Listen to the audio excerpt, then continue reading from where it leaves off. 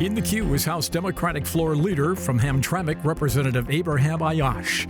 Democrats at odds with each other and Republicans take a hike in the Michigan House. The lame duck session falls apart. Joining in the conversation, Colin Jackson, Clara Hendrickson, and Jordan Hermany. Sit in with us as we get the inside out. Off the Record. Production of Off the Record is made possible in part by Bellwether Public Relations, a full-service strategic communications agency partnering with clients through public relations, digital marketing, and issue advocacy. Learn more at bellwetherpr.com. And now, this edition of Off the Record with Tim Skubic. Thank you very much. Welcome to the lame duck edition of Off the Record. We have a quorum. Everybody showed up. You know what I'm saying? This has been quite a week in our town, and the whole thing kind of fell apart, didn't it? Yeah, absolutely. I mean, we haven't been Wednesday and Thursday. You haven't had a full Democratic quorum or a full quorum in the House to even start to hold votes. You know, Wednesday when they adjourned, we were told that there wasn't even a session to adjourn because they never actually gavelled in. They never moved past the attendance. Friday the 13th, a day when lawmakers usually aren't in Lansing, you saw House lawmakers trying to pass bills, and then Republicans walked out the first vote, said they weren't going to come back unless they got road funding, tipped wages, and sick leave policies passed, even just shell bills, and that didn't happen. They never came back until the very end when we saw Matt Hall, Speaker-elect Matt Hall, coming onto the floor to scrum and talk to reporters. Yesterday and today, they held press conferences, kind of flaunting that, and yeah. Well, here's a setup piece on what it looked like.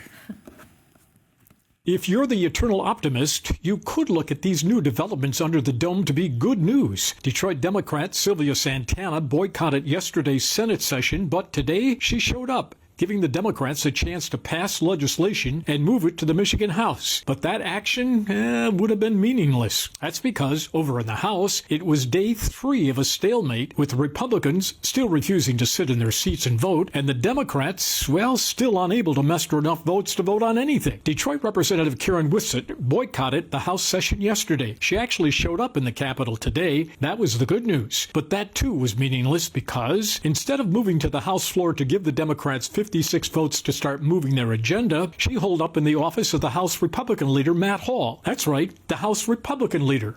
You can't make this stuff up, folks. From there, she reportedly sent signals that she would be there on the floor to vote yes, but then she said no, and it went back and forth between the two choices, and finally she landed on a fat NO. So, while having her show up for work was a positive, it really meant nothing since she would not vote. Unable to muster those bodies to vote, a frustrated House Democratic Speaker Joe Tate told everybody to go home for the holidays and don't bother to come back tomorrow or even next week. Instead, he advised everybody to come back on New Year's Eve, December 31st.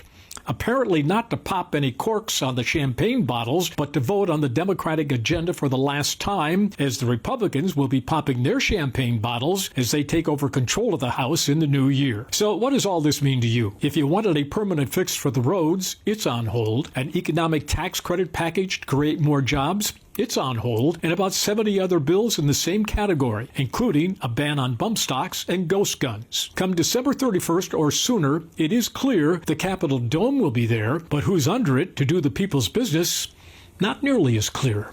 In fact, it's a little fuzzy. In fact, it's a little more than fuzzy.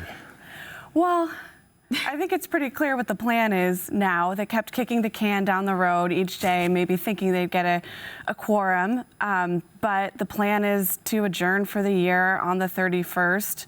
They're not going to vote out any legislation. Everything that the Senate stayed up overnight last week to pass is dead in the House, including expanding the Freedom of Information Act to cover the governor and the state legislature, a bipartisan initiative. It's all dead in the House. Yeah, I mean, what is going on right now, though, is that the Senate is now approaching, at least as of time of recording this morning, a 24-hour marathon session. They opened at 10 a.m. on Thursday. It's now just a little after 9 on Friday. And they're moving and shaking, trying to push out all that they can regarding House already House passed legislation that they could realistically then go on and send to the governor. That includes expanding hate crime legislation. That includes tamping down on youth labor related laws. That means, oh God, there's just all sorts of things that they're trying to push through. And I'm struggling to remember at this point because I've been staying up the Senate. I mean, you tax heard credit is another big one. Yeah, you heard Colin this morning. We've been trying to cover this all we can, but the long and the short of this is it didn't have to be this way. It didn't have to be this way at all. And where it came down to was it's seemingly a communication breakdown on priorities and on who was willing to back those priorities. You have Whitsett finger pointing saying, well, I was misled by leadership in talks. You have some folks in leadership saying, well, we told you one thing and maybe what you heard is something different. Then you have other House lawmakers who are saying, hey, I have no interest in backing some of this stuff either. Peter Herzberg of Westland is another name that we'll probably be hearing later on in this show, who was unwilling to back Karen Whitsett's one of her big priorities was the water affordability bill. He was a guaranteed no vote on that, from my understanding. We can talk to Representative Ayash after this. But yeah, I mean, it just seemed like it was a group of people who wanted my way or the highway, and they chose the highway. Here's the problem for Speaker Tate, okay? With all of his members, each one is a mini speaker. Each one had the power to drag the system down, and that's exactly what happened, right? Yeah, exactly. And when we talk about legislatures, this legislative class of Democrats came in with, I believe, about half of their caucus new, never having served in the legislature before. So you have a bunch of people coming to Lansing thinking, I'm going to be the one that makes all the difference, that's going to get all the wins for my district. And yes, everyone has this expectation that you're going to have to compromise or something like that. But I don't think people really recognize what the job's going to be until you get there and you start learning about the different pressures on the job.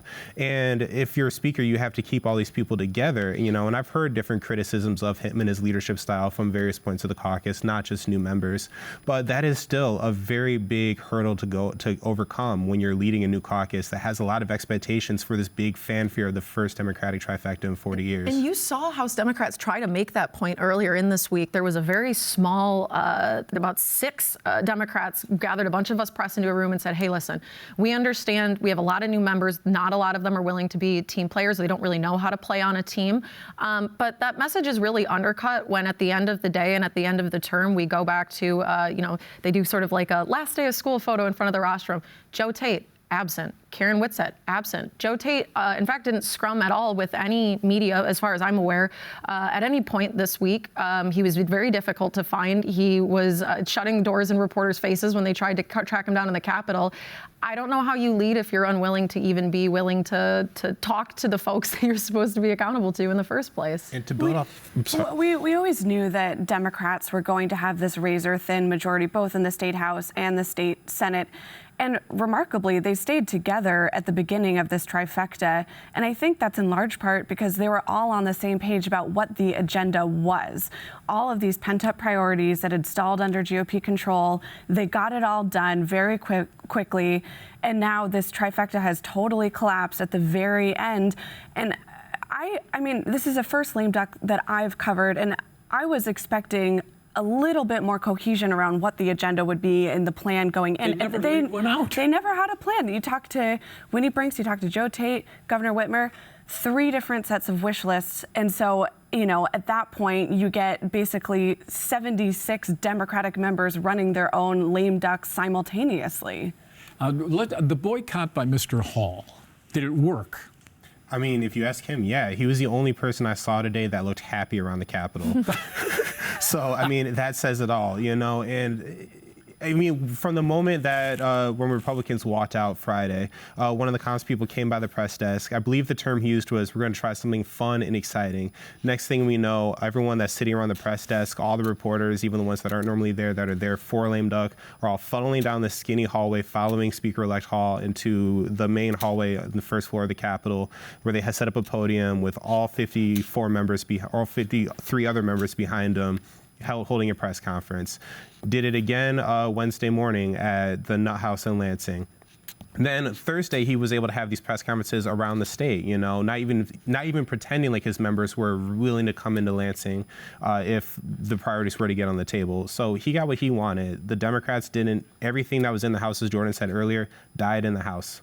Well, the optics, the Democrats say look at lawmakers, we pay you to sit in your seats and vote. Even if you don't want to support our stuff, show up to work. Well, and so they have a point. I will absolutely give them that. I do think it's ridiculous. I don't know another job where you can just decide not to show up and still get paid. I'd be fired.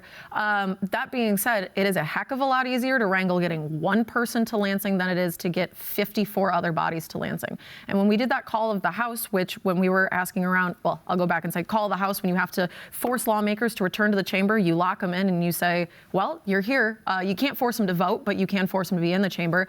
Questions about whether or not that would be called last week was a big thing. That got called basically at the 11th hour and was one of the big things that Karen Whitsett said, that was my breaking point. I'm not going to negotiate any further.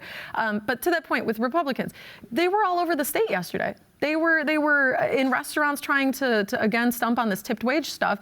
You're not going to get House sergeants to come and get however many folks, well, regardless if they were in the Ms. state. sitting in Mr. Hall's office. The sergeant goes in and comes out empty-handed.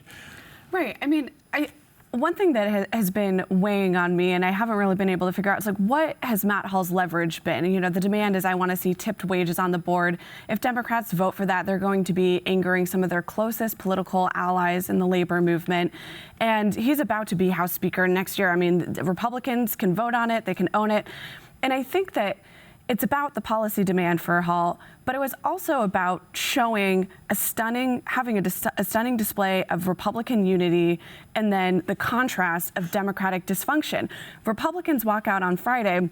That's a golden opportunity for Democrats to pass everything that they want on a party line. They could have put FOIA on the board and had no Republican votes on that. That's only if they had the Democratic votes. I don't know if they did, but you know, the fact that it's basically just become a contrast of a caucus that is plagued with infighting and a caucus that fell in line behind their leader. So what could the Speaker have done to get her on board, the Detroit Democrat who gobbled up the works, as some people say? You know, that's the hard thing, right? Because you have both sides saying the other side was negotiating in bad faith, and one of the relationships. She wanted more money for local districts. Yeah, she wanted more money for local districts. And some of those bills were before the Senate, though, so those weren't even in the Speaker's hands at this point, you know. And there were some other bills that she alluded to in various interviews with Gongwer and some other news sources, I believe, where she talked about feeling like the Speaker hadn't done enough to make sure that there was support for priorities. Water affordability being one of them, you know, and that's something where if you have members that are just straight no's, how do you get those members on board? You had mentioned Representative Herzberg earlier, who was a potential straight no.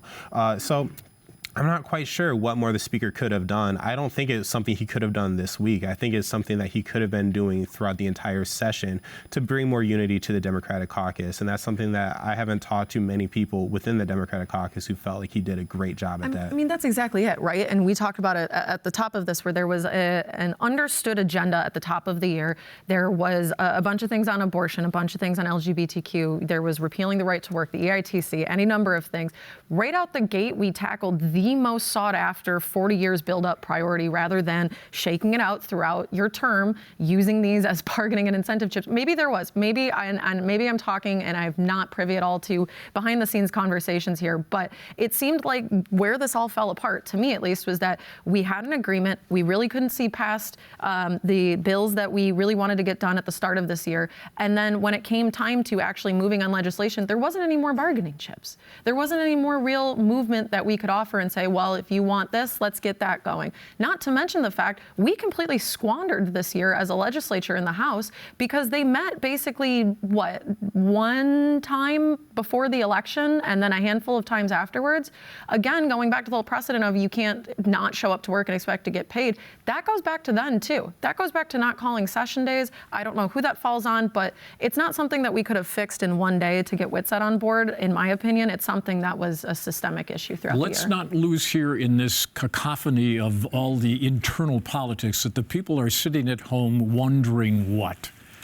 Well, what's next? I mean, I'm sure there are a lot of Democratic voters who are wondering, when are we going to get another Democratic trifecta, and what will we expect from that? I'm seeing a lot of profound disappointment from advocacy groups, civil rights groups, voting rights, gun safety. So there's a lot of frustrations. All right, let's talk about frustration with the gentleman who's about to walk in, who was in the middle of all of this. Representative, please.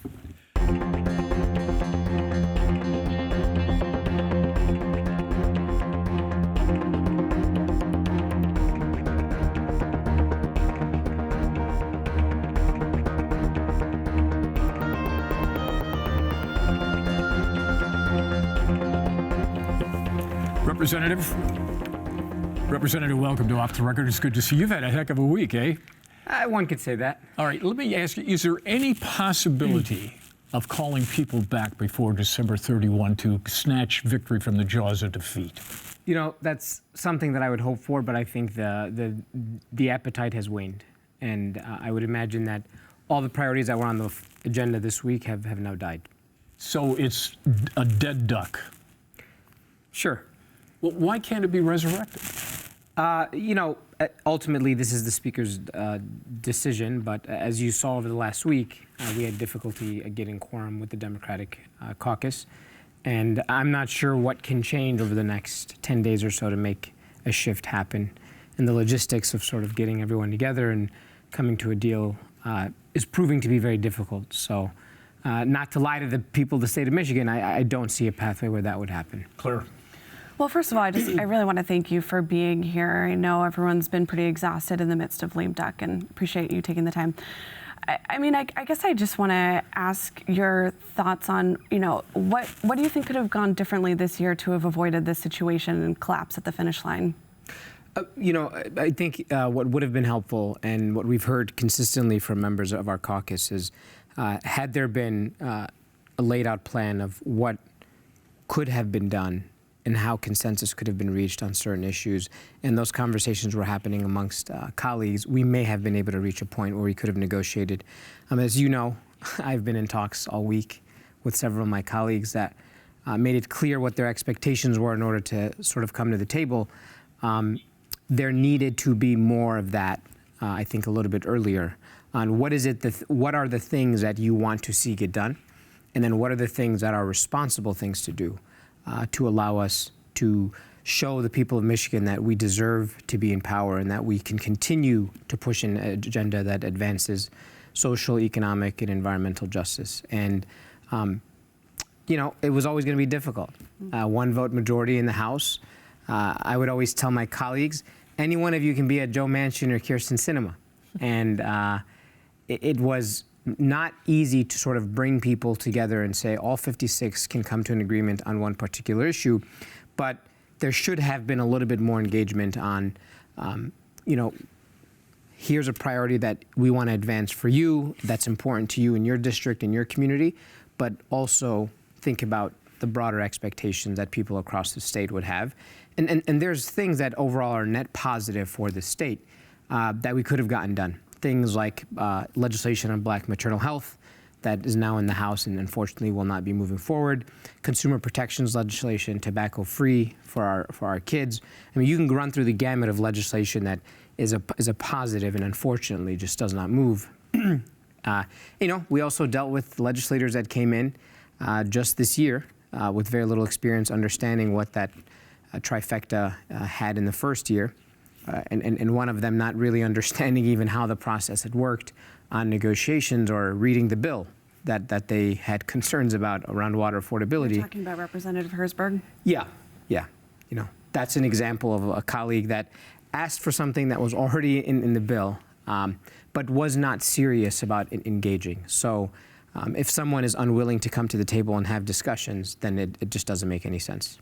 To that point, one of the packages of legislation that won't be making it out of the House, Freedom of Information Act reform, opening up the government to greater transparency efforts. The House has almost always been the starting point for that, getting it out. What happened there? I mean, though you guys were sent that bill before the summer, and it sat and it waited and it waited, and now it's dead after years of Democrats saying that they wanted it. What happened? There was never a clear explanation as to why we couldn't move it sooner. It was certainly top of mind for plenty of colleagues. I'm sure you've seen something on Twitter from one of my Democratic caucus members. So there was an appetite to get that done. Why we wouldn't move it before the election is still not clear to me, unfortunately. The final, does that come down to Speaker Tate? Who I suppose is the final gap between getting something on the floor and getting it up for a vote? Well, I mean, as you all know, the Speaker of the House sets the agenda and decides what can and cannot move. I will not say that he was the one blocking it. I'm just not sure. I can't answer that particular question on why FOIA was not moved earlier.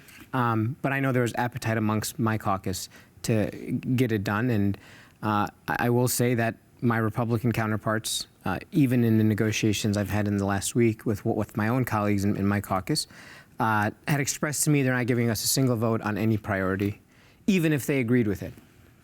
So it's hard to move things along when you have Democrats that are unclear on what they want in people like Representative Herzberg, and doesn't even understand the bills that he's trying to negotiate. And then you have my Republican counterparts that are not coming to the table on things that they allegedly support.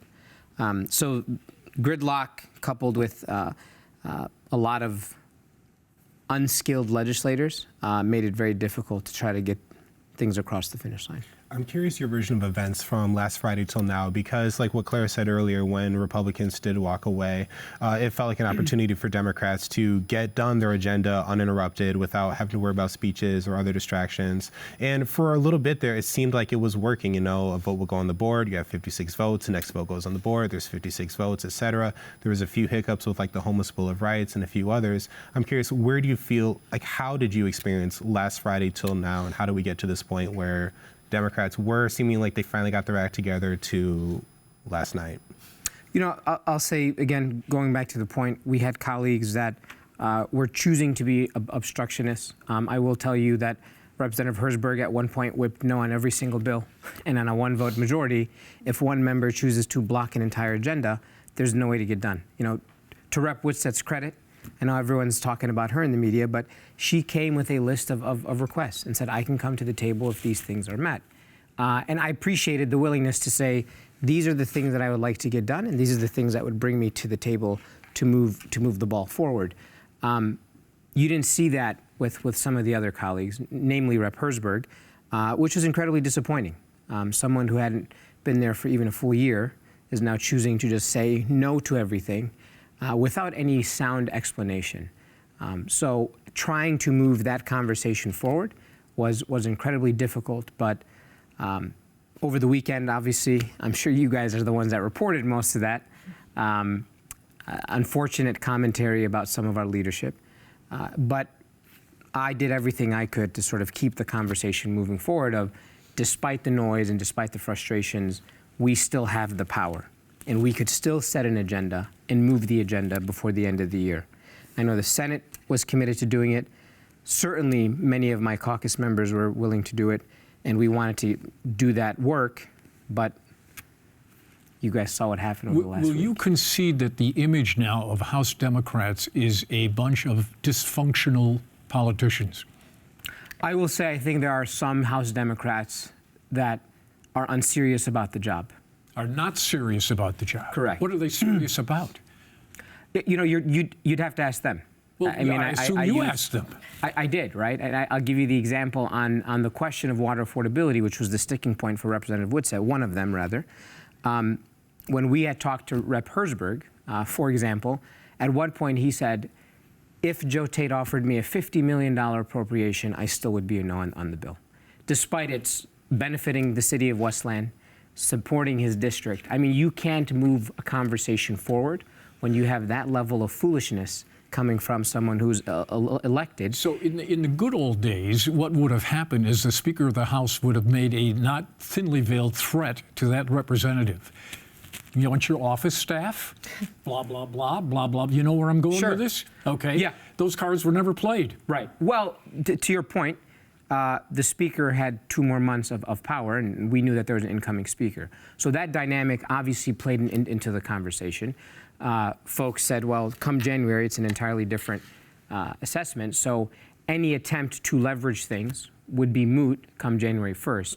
So some of my colleagues think that this is going to be a calculation that they want to take. I would tell them, you know, good luck, having served in the minority in a quote-unquote safe district. They're going to have to realize quickly what that entails. But do you object to the term dysfunctional? I think there are several Democrats that are dysfunctional, yes. But not the body as a whole. I think a lot of us, and the majority of our caucus, were committed to moving an agenda forward, which is why you saw folks coming in and not agreeing to adjourn early. We did everything we could to expend as much of the power we could to leverage a negotiation, to strike a deal. The majority of my caucus members were willing and wanted to get Representative Whitsett to the table to bring over a deal and move some bills forward. And I will tell you, Representative Whitsett came and said, I'm willing to get some of this done. So to her credit, she tried to get us to the table. She tried to make some movements. We just had some colleagues that were obstacles when they didn't have to be, because they didn't have an ask. And I think that's the frustrating part. I will tell you, Karen Whitsett had asks and placed some asks before the table. Some of them we just couldn't get done. Some of them were out of reach, sure. But she still came to the table with questions and demands. Okay, Some of our colleagues did not. We'll do a quick overtime, but a quick question Yeah, here. just what is the legacy of this historic Democratic trifecta and your response to voters who feel disappointed with how this all played out? I'm disappointed too. But I think when you look at the alternative, we did a lot of good things. When you look at the historic legislation we passed to restore workers' rights, expanding UIA benefits that will be generational for many, many families, expanding rights for all communities, restoring women's reproductive health care, establishing clean energy legislation. There are so many things that we can be proud of, but there's always an appetite to do more. And I will say the majority of our caucus knows that that's the thing that they want to try to come back to do, and it is disappointing. I mean, there's no other way around it. All right, we'll take a quick break here. We'll come back to a short overtime. Is that okay with you? Sure. All right, go to WKAR.org for more of our conversation with the good floor leader. Production of Off the Record is made possible in part by Bellwether Public Relations, a full-service strategic communications agency partnering with clients through public relations, digital marketing, and issue advocacy. Learn more at bellwetherpr.com. For more Off the Record, visit WKAR.org. Michigan public television stations have contributed to the production costs of Off the Record.